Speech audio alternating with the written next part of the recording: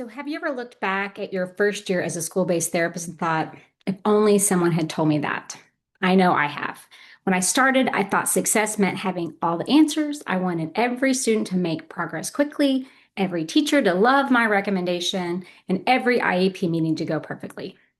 Over the years, after working as a school-based occupational therapist, leading therapy teams, consulting with school districts, teaching at the university level, and mentoring therapists across the country, I've realized there are a handful of lessons that would have made those early years so much easier. So today, I'm sharing 5 things I wish someone had told me before I became a school-based therapist.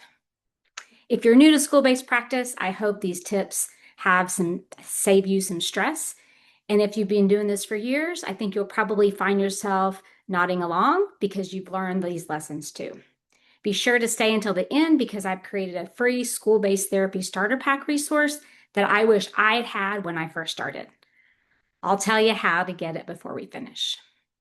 So lesson number 1, your job is educational, not medical. This is probably the biggest mindset shift you'll make. When we come from graduate school or outpatient settings, we're trained to look at deficits and think about how to improve them. But school-based therapy has a different purpose.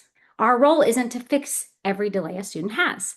Our role is to support the student's ability to access, participate in, and make progress in their educational environment.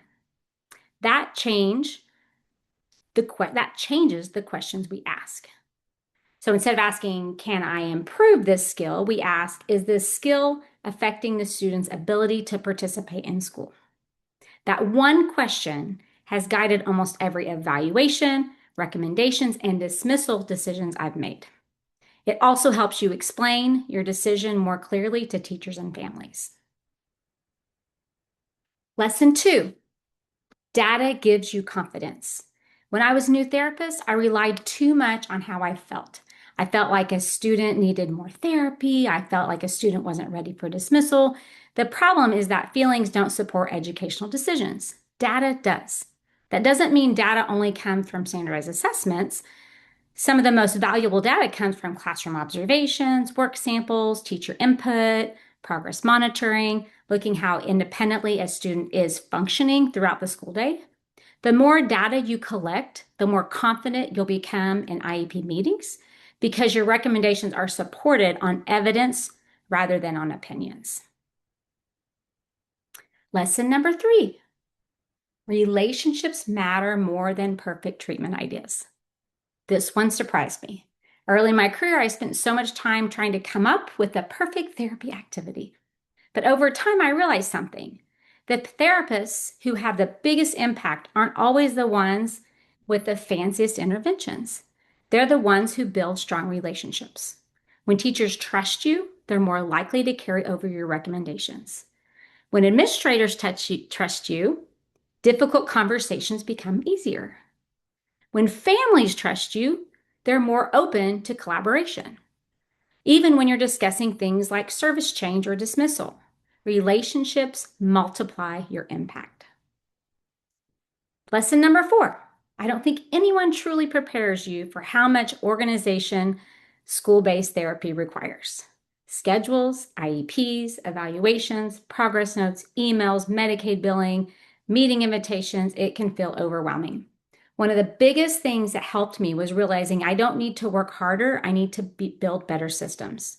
Having organized digital folders, templates, recurring weekly routines, and checklists saved me hours every week. This month inside my school-based therapy community, we're actually focusing on organization and systems because I know how much of a difference that makes. Lesson number 5, you don't have to figure it out all alone. This is probably the lesson that's most personal to me. There were so many times early in my career where I wish I had someone to ask. Someone who understood school-based therapy. Someone who could say, yes, I've been there. That's one of the reasons I created my website and school-based therapy community. Not because I have every answer, but because I know how valuable it is to learn from other therapists who understand the unique challenges we face in schools. You don't have to reinvent the wheel. You don't have to navigate difficult conversations alone. And you certainly don't have to wonder if everyone else has figured it out. Most of us are still learning too.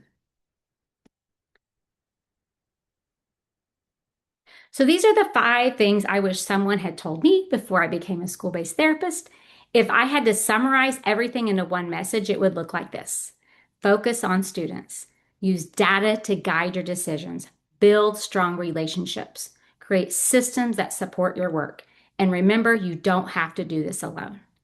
If you'd like some practical resources to help you get started, I've created a free school-based therapy starter pack. It includes a school-based acronym guide, an educational versus medical decision-making guide, a related services decision-making guide flowchart. You can download it in the link in the description below.